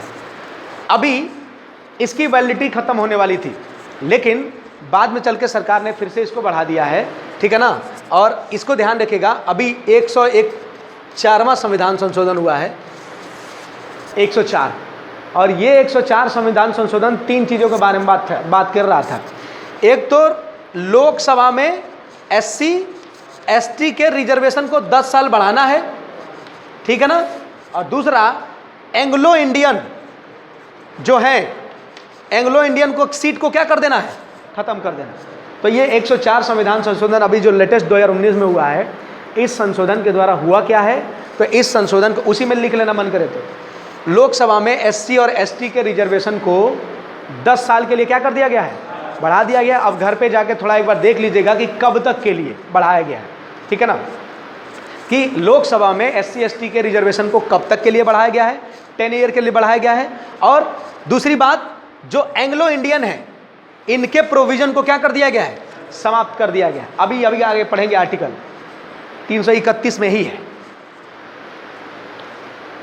तो अब ये मत सोच लेना कि एंग्लो इंडियन के सीट को आर्टिकल क्या बोलते हैं 330 के द्वारा हटाया गया है। नहीं, वो कौन से संशोधन में? 104 में। एक ही बार हमने ये काम किया है। मतलब इसका साधारण मतलब ये हुआ कि हमने संविधान में कुछ परिवर्तन करने के लिए एक संशोधन किया, जिसका नंबर क्या था? 104। और इस संशोधन के द्वारा हमने अपने संविधान में 2 आर्टिकल में परिवर्तन किए। एक आर्टिकल हमारा 330 और एक आर्टिकल हमारा 331। 330 में था कि 10 जो लोकसभा में एससी और एसटी का रिजर्वेशन था, उसको 10 साल के लिए इन्होंने क्या कर दिया? बढ़ा दिया। और 331 में इन्होंने कहा, जो अब तक था कि राष्ट्रपति लोकसभा में कितने लोगों को? 2 लोगों को। आर्टिकल 331 कहता है कि राष्ट्रपति लोकसभा में 2 लोगों को नॉमिनेट करेगा, 2 एंग्लो इंडियंस को। तो इस संशोधन में कहा गया कि ना, अब नॉमिनेशन नहीं होगा, ठीक है ना। तो अब आर्टिकल 331 को कह सकते हो कि रिपील्ड कर दिया गया है, समाप्त कर दिया गया है। किस संशोधन के द्वारा? 104 संशोधन के द्वारा। तो आर्टिकल 330 और 331 समझ में आया। अब चलिए next, article 330 provision for SC ST यानी रिजर्वेशन इन लोकसभा। तो एससी के लिए 84, एसटी के लिए 47। आर्टिकल 331 राष्ट्रपति के द्वारा लोकसभा में 2 एंग्लो इंडियन का नॉमिनेशन। तो चूंकि ये खत्म हो गया है, तो अब इसको पढ़ने से कोई मतलब है नहीं। अब नेक्स्ट आइए, कौन सा? आर्टिकल 332 332। तो आर्टिकल 332 जैसे सेंटर के लिए आर्टिकल 331 है, ठीक है, वैसे ही स्टेट के लिए आर्टिकल क्या है? आर्टिकल 332 है। जैसे सेंटर में था कि 84 सीटें एससी के लिए और 47 सीटें किसके लिए? एसटी के लिए। तो इन्होंने बोला कि राज्य की विधानसभा में, राज्य की लेजिस्लेटिव असेंबली में हमको क्या करना है? एससी के लिए और एसटी के लिए सीट क्या करना है? रिजर्व करना है। तो अब बात यह हुई कि रिजर्व कितना होना चाहिए? तो ये कहा गया है जनसंख्या के अकॉर्डिंग, बस। तो यानी हर राज्य में जितनी जनसंख्या होगी इनकी, उतनी इनको सीट मिलेगी। तो लिख लीजिएगा कि आर्टिकल 332 राज्य विधानसभा में, स्टेट लेजिस्लेटिव असेंबली में एससी और एसटी का जनसंख्या के अनुसार, एससी और एसटी का पॉपुलेशन के अनुसार, पॉपुलेशन के अकॉर्डिंग आरक्षण। ठीक है। अब जैसे 332 वैसे ही 333, मतलब 332 नहीं, जैसे 331 वहां के लिए वैसे ही 332 कहां के लिए, स्टेट के लिए। तो आर्टिकल 333 कहता है वहां 2 सीट था, यहां एक एंग्लो इंडियन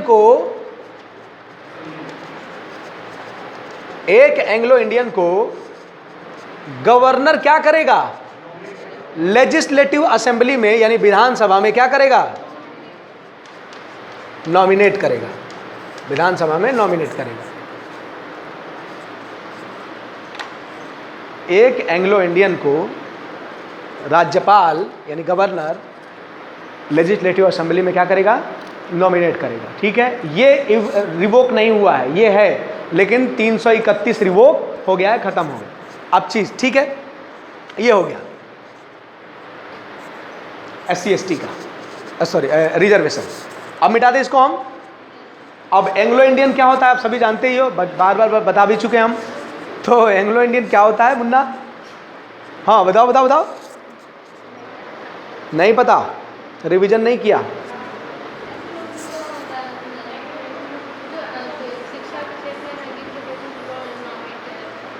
हवाबाजी। एक और चीज़, कभी भी इंटरव्यू पैनल में जाना तो नहीं पता है तो कह दो क्षमा चाहते हैं, या फिर अंग्रेजी में श्रीमान सॉरी।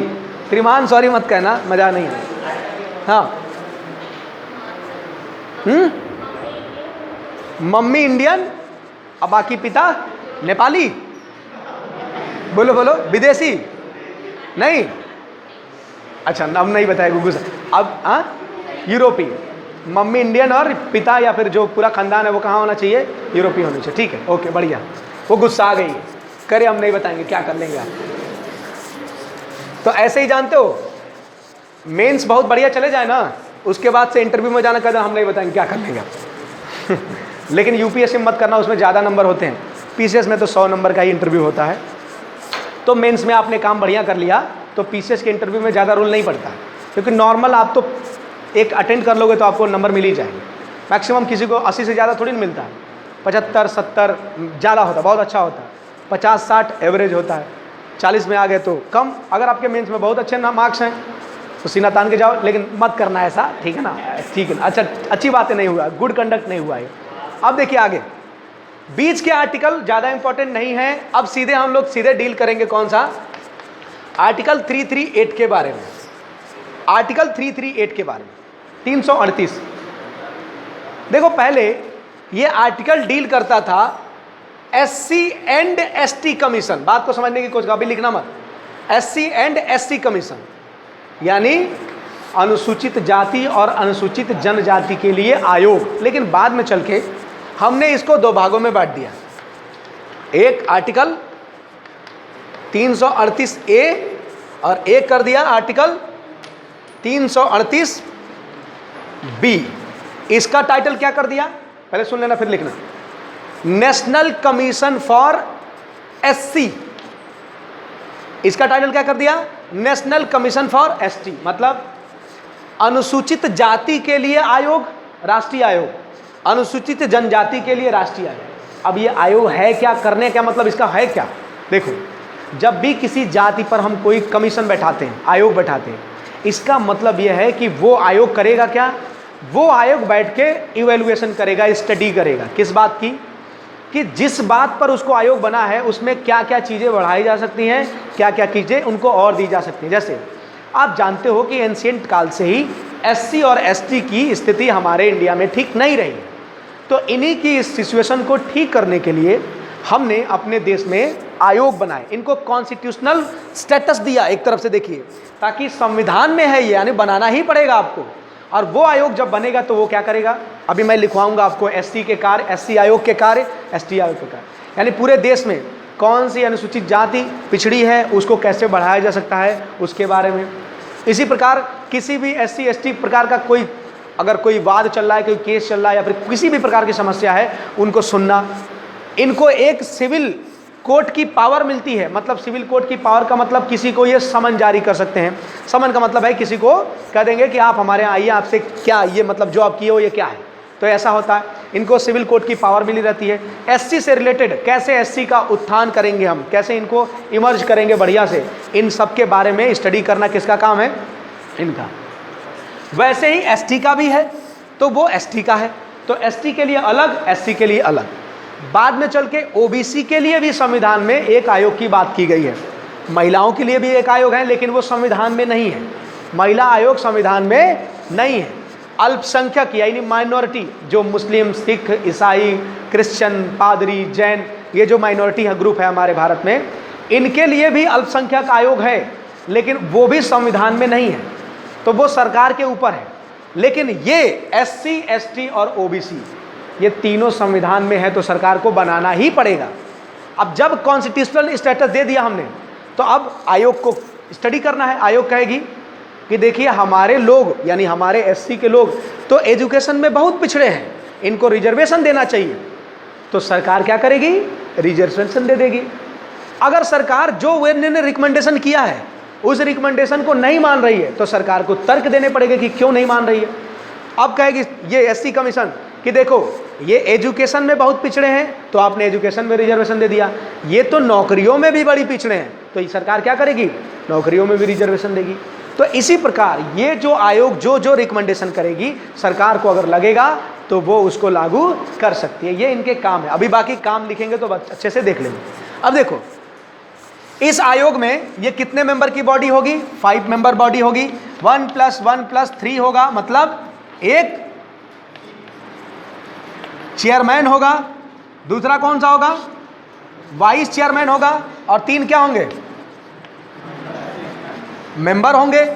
ठीक, इनका कार्यकाल कितना होगा, 3 साल। 3 साल इनका कार्यकाल होगा, यानी एक बार अपॉइंट होंगे तो कितने साल रहेंगे, 3 साल। जो इनका कार्यकाल है सेम वैसा ही किसका है, एसटी का है। तो चलिए लिख लेते हैं जल्दी से। आर्टिकल पहले लिखिएगा 338, आर्टिकल 338 सिर्फ, ठीक है ना। तो आर्टिकल 338 तो लिख लीजिएगा, नेशनल कमीशन फॉर एससी। ए देखो एक चीज ध्यान रखना, 338 में एससी है और 338 ए में एसटी है, बी नहीं है, ठीक है ना, क्षमा चाहेंगे। 338 में खाली एससी है और 338 ए में क्या है, 338 में एसटी है, ध्यान रखिए। तो पहला लिखेंगे आर्टिकल 338, टाइटल लिखेंगे नेशनल कमीशन फॉर एससी, यानी अनुसूचित जाति के लिए आयोग। ठीक है, अनुसूचित जाति के लिए आयोग लिखेंगे। इसमें इस आयोग में 5 सदस्य होंगे, यानी 5 मेंबर बॉडी होगी। 1 + 1 + 3,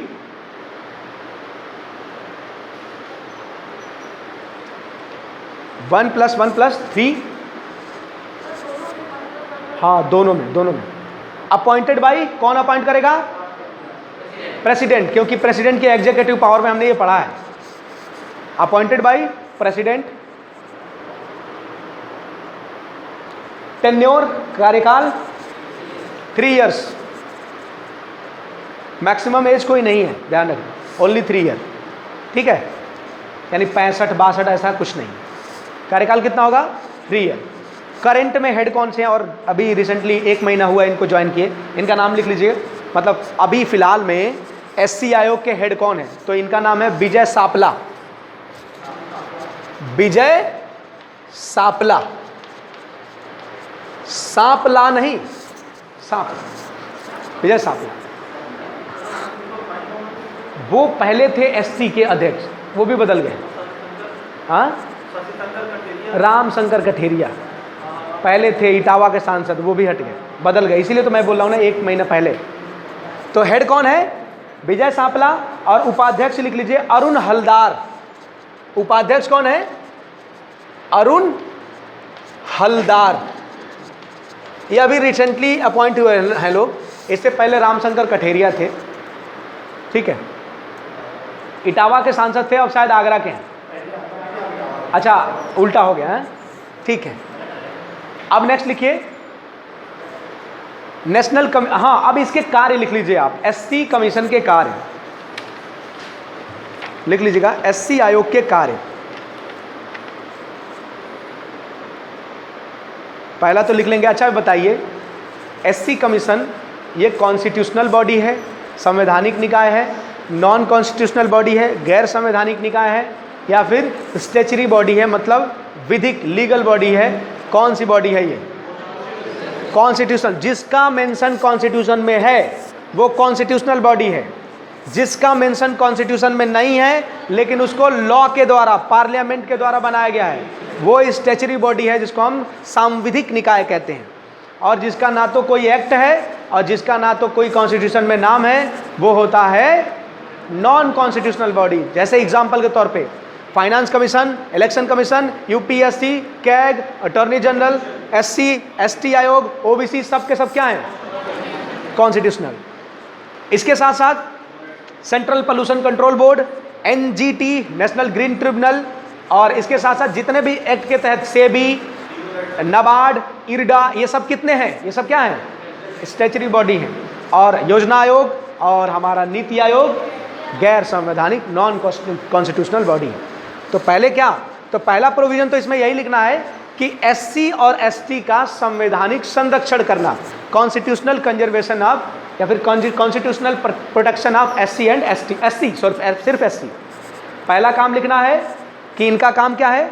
एससी का संवैधानिक संरक्षण, constitutional protection of schedule caste. ठीक है, पहला काम हो गया इनका। यानी ये करेंगे क्या कि एससी जातियों का संवैधानिक अधिकार बनाए रखें, ऐसा काम करेंगे। दूसरा काम इनका लिखेंगे, एससी से संबंधित मामलों का, एससी से संबंधित मामलों का यानी शेड्यूल कास्ट से रिलेटेड मामलों का मॉनिटरिंग एंड इन्वेस्टिगेशन, इंग्लिश में लिख सकते हैं monitoring and investigation of SC ST नहीं रहेगा, एससी रिलेटेड मैटर्स। एससी से संबंधित मामलों का मॉनिटरिंग करना और इन्वेस्टिगेशन करना। मॉनिटरिंग मतलब देखरेख करना, इन्वेस्टिगेशन मतलब जांच करना। तो कोई भी एससी से संबंधित मामला है, खाली एससी, तो वो उनकी देखरेख भी कर सकते हैं और उनकी जांच भी कर सकते हैं। तीसरा पॉइंट लिखेंगे,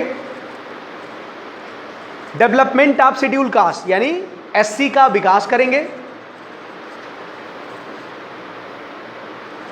डेवलपमेंट ऑफ शेड्यूल कास्ट करेंगे यानी एससी का विकास करेंगे, और एससी का जो विकास है ना उसका इवैल्यूएशन करेंगे, आकलन करेंगे। तो लिख लीजिएगा, एससी के डेवलपमेंट का इवैल्यूएशन करना है, evaluation of development of SC.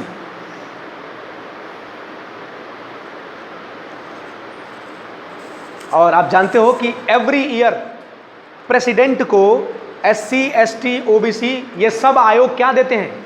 Report देते हैं। तो राष्ट्रपति को प्रत्येक वर्ष रिपोर्ट देना।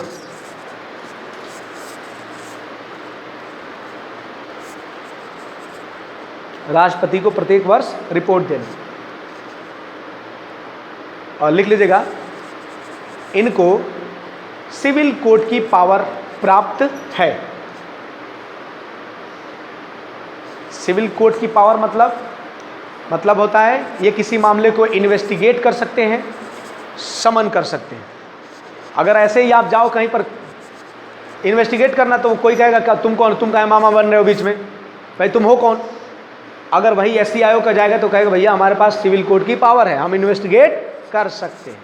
तो सिविल कोर्ट की पावर मतलब इन्वेस्टिगेशन कर सकता है और किसी को समन। अगर इन्वेस्टिगेशन करेगा और पता चलेगा कि इनकी गिल्टी है तो इनको कहेगा भाई साहब इतने दिन इतने बजे उपस्थित हो जाइएगा। ठीक है, तो ये सारे काम किसके हैं? National commission for schedule caste. अब नेक्स्ट लिखिए आर्टिकल 338 ए। थोड़ा जल ग्रहण कर लिया जाए। 338 ए। अब ABCD जुड़ा है तो इसका मतलब अमेंडमेंट हुआ है। लिख लीजिएगा 89 कॉन्स्टिट्यूशनल अमेंडमेंट, 89 संविधान संशोधन 2003।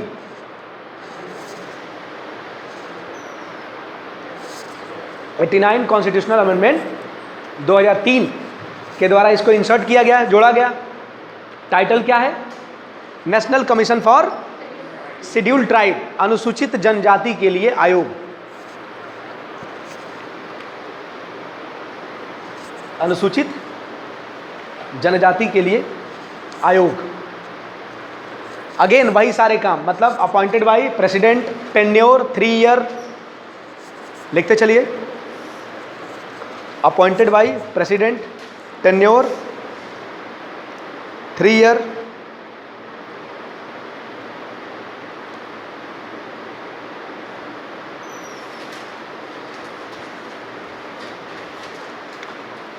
वन प्लस 3,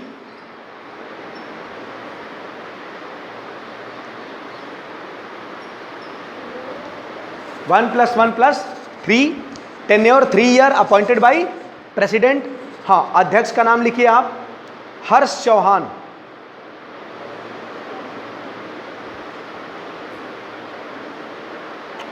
हर्ष चौहान, अध्यक्ष कौन है? हर्ष चौहान। और उपाध्यक्ष हैं अंशुला, उपाध्यक्ष हैं अंशुला। अंशुला, देखो इनका नाम इंग्लिश में हम लिख रहे हैं यूके, अंशुला यूके, हाँ, वो पूरा नाम होगा अंशुला यूके, ठीक है। उपाध्यक्ष अंशुला यूके। अब नेक्स्ट लिखिए आर्टिकल, अच्छा हाँ, इसके भी कार्य लिखने हैं ना, लिखे एसटी के कार्य, एसटी आयोग के कार्य।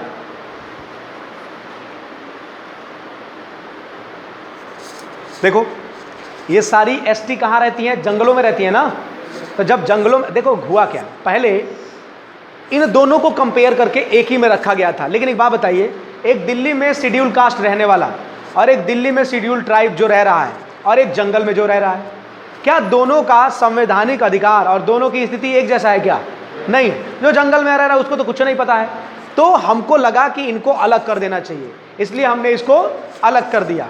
तो सबसे पहली बात, ये फॉरेस्ट में रहते हैं तो फॉरेस्ट इनका खुद का अधिकार होता है, ध्यान रखिएगा। तो वन से होने वाली जो भी इनकम है, उस इनकम में इनका जो कह सकते हो हिस्सा है, उसको प्रोटेक्ट करना ये सर किसका काम है? एसटी कमीशन का काम है। तो पहला लिखेंगे वन से होने वाले, यानी फॉरेस्ट से होने वाले, फॉरेस्ट से होने वाले लाभ में, यानी फॉरेस्ट से होने वाले प्रॉफिट में एसटी का, फॉरेस्ट से होने वाले लाभ में एसटी का हिस्सा तय करना, यानी कितना इनको मिलना चाहिए ये इनको बता दो भैया। ये इसका किसका काम है? एसटी आयोग का काम। दूसरा, झूम खेती को बताओ बढ़ाना कि घटाना? घटाना। इनको समझाना है कि आप झूम खेती ना करिए। झूम खेती का मतलब इंग्लिश में कोई बताएगा? शिफ्टिंग कल्टीवेशन, मतलब एक जगह जंगल काटा, साफ किया, खेती किया, फिर वहाँ की फर्टिलिटी खत्म, दूसरी जगह जंगल काटा, ऐसे तो होगा तो पूरा जंगल खत्म हो जाएगा। और हमारा टारगेट है कि जंगल बढ़ाना है, ये तो काट ही रहे हैं। तो इसलिए इनका काम क्या होगा कि इनको समझाए कि झूम खेती मत करो। तो झूम खेती को क्या करना है? प्रमोट नहीं करना, डीमोटिवेट करना है, इसको ध्यान रखना। और एक और चीज़, जब पंचायत में, अभी पंचायत हम लोग पढ़े नहीं है ना, तो पंचायत को हम लोग जिस दिन होगा वो बताएंगे। एक एक्ट है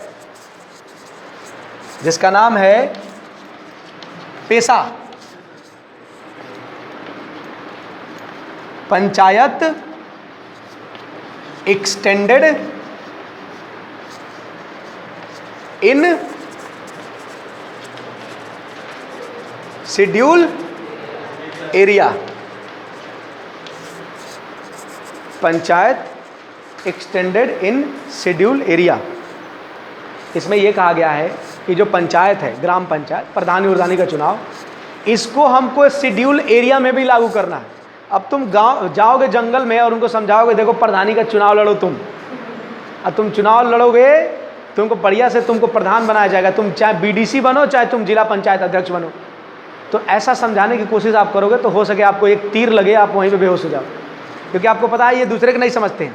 ये टोटली नेचर से प्रेम करते हैं और नेचुरल तरीके से रहना चाहते हैं। इनको बाहरी कोई भी इंटरफेरेंस इनको पसंद नहीं है। इवन आप जाकर उनसे पूछोगे कि बताइए भारत के राष्ट्रपति कौन है, तो कहेंगे राष्ट्रपति क्या होता है, पहले तो तुम हमको ये बता दो। तो इनको किसी भी प्रकार का, हो सके अगर किसी शेड्यूल्ड ट्राइब को अगर आप दिल्ली में लेके आ जाओ तो पागल होकर मर जाए, क्योंकि उसको पता नहीं है बिजली क्या है, ये पंखा क्या चल रहा है, ये रिकॉर्डिंग हो रही है, क्या हो रहा है। आज जो बच्चे देख रहे हैं ऑनलाइन वो भी पागल हो जाएंगे देख के। तो ये होता है इनको। तो इसलिए पेशा ये एक्ट था जिसमें ये कहा गया था कि धीरे धीरे हम शेड्यूल्ड ट्राइब को समझाएंगे, सिखाएंगे और जो मुख्य धारा है देश की उसमें हम जोड़ेंगे। तो इसीलिए सबसे पहले तो पंचायत से शुरुआत करेंगे ना, कि डायरेक्ट उनको MP MLA बना दें पहले लोअर लेवल पे, ताकि धीरे धीरे काम करें। ठीक है। और अब तो एक और स्कूल चल रहा है, एकलव्य मॉडल स्कूल, जिसमें वहाँ पर शिक्षा देने के लिए लोगों को अपॉइंट किया जा रहा है। तो बढ़िया है। तो ये अच्छा ये बताओ, तो पेशा को प्रमोट करना कि डिमोटिवेट करना? प्रमोट करना। तो ये भी किसका काम है? आयोग का काम है। तो लिख लीजिएगा पेशा को प्रमोट करना।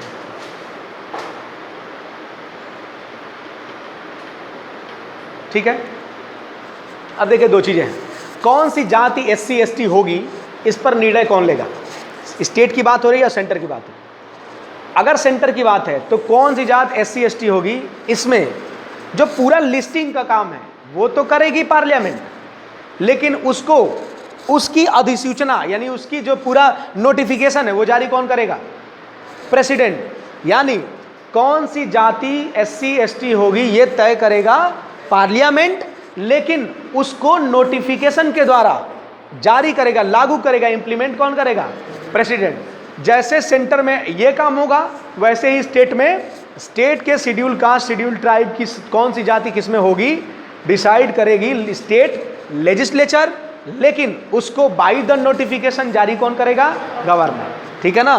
तो ये है हमारा SC ST के कार्य। और हमारे SC ST में ये नोट करके अगर आपको लिखना होगा तो लिख लीजिएगा, दिमाग में ध्यान रखेगा। सेंटर में SC ST एरिया या SC ST क्या बोलते हैं जातियां decided by parliament but notification out by president, ऐसे करके कुछ भी लिख लीजिए। इसी प्रकार राज्य में डिसाइड करेगा लेजिस्लेचर, विधानसभा, लेकिन उसको नोटिफिकेशन जारी कौन करेगा? गवर्नर। ठीक है। अब एक और बचा है, उसको भी हम लोग कर लें। OBC आयोग लिख लीजिएगा, article 340।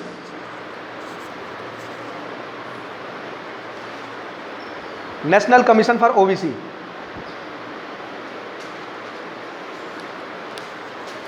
National commission for OBC article 340 OBC आयोग।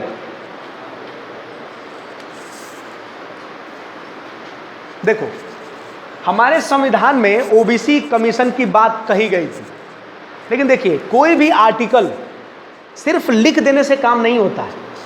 जब तक उस आर्टिकल को लागू न किया जाए, हमने बोल दिया छुआछूत का अंत, मतलब एबोलिशन ऑफ अनटचबिलिटी, लेकिन उसके लिए कोई गाइडलाइन न तैयार करें, कोई भी आके हमको कुछ भी ऊंच नीच कह देगा तो हम कहाँ जाएंगे, कैसे हमको चलेगा? तो इसके लिए पार्लियामेंट लॉ बनाती है।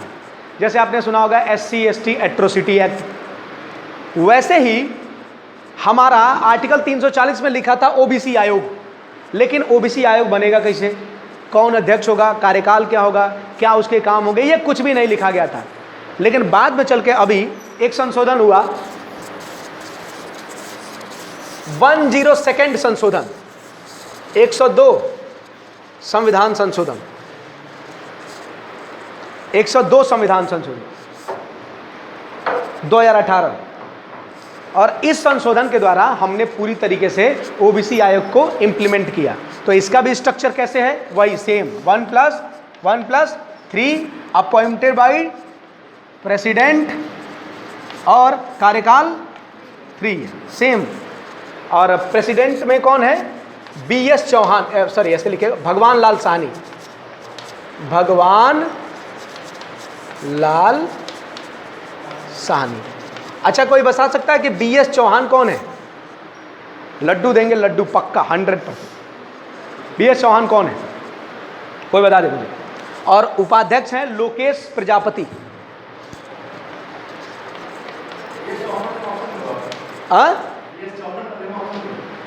नहीं भैया, हम कहाँ हैं लड्डू अपना खतरे में डालें। प्रजापति ऑप्शन दे देंगे तो आप बता दोगे 100%। चलिए दे ही देते हैं।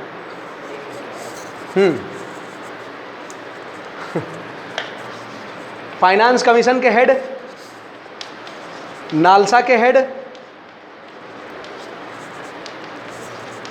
लॉ कमीशन के हेड, एनजीटी के हेड। तो आदर्श कुमार गोयल कौन है? Law commission, BS Chauhan 21 law commission. बच गया मेरा लड्डू। ठीक है, तो आपने लिख लिया भगवान लाल साहनी और एक ये लोकेश प्रजापति और 3 अदर मेंबर। ठीक है ना। अब कार्य में वही OBC की जातियों का संरक्षण करना, प्रमोट करना है, आप जानते हो, आप कर ले जाओगे। ठीक है ना। तो बस आज के लिए हम इतना ही रहने देते हैं। अब देखिए, एक टॉपिक हमारा बचा है अमेंडमेंट, एक टॉपिक बचा है हमारा मतलब संशोधन, एक इमरजेंसी, भाषा, पंचायत। और मेरे हिसाब से एक दिन आपको, एक दिन क्या 1-2 दिन में तो ये छोटे मोटे सब खत्म हो जाएंगे। जैसे वो आप नहीं पढ़े हो, नागरिकता नहीं पढ़े हो ना, ठीक है। अब जो जी बता देखो ख़त्म सब मैं कर दूंगा, आप टेंशन ना लीजिएगा। रिवीजन अच्छे से करते रहिए। टेस्ट जब लिया जाएगा आपका, हो सके तो मोस्ट प्रोबेबली अगर रिटन में टेस्ट होगा अगले वीक में हो। कल क्या होगा, क्वेश्चन वो होगा, मैं 2 साल का क्वेश्चन आपको कराऊंगा UPSC का, और 1 साल का क्वेश्चन आपका PCS का कराएंगे हम लोग, जो पिछले साल आए हुए हैं। कुछ प्रश्न आपकी तरफ से जो छूटा उटा है आप लोग बताइएगा, उसको हम लोग देख लेंगे। ठीक है ना। तो पहला सेशन नहीं, मेरा सेकंड सेशन रहेगा।